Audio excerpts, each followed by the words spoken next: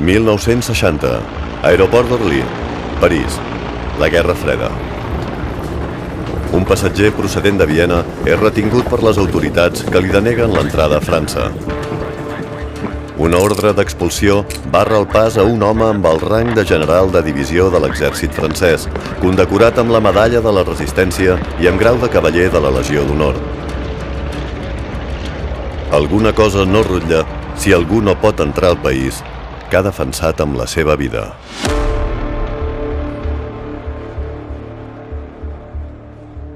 Com ho sabem, això? Vides. Memòria. Comunitat.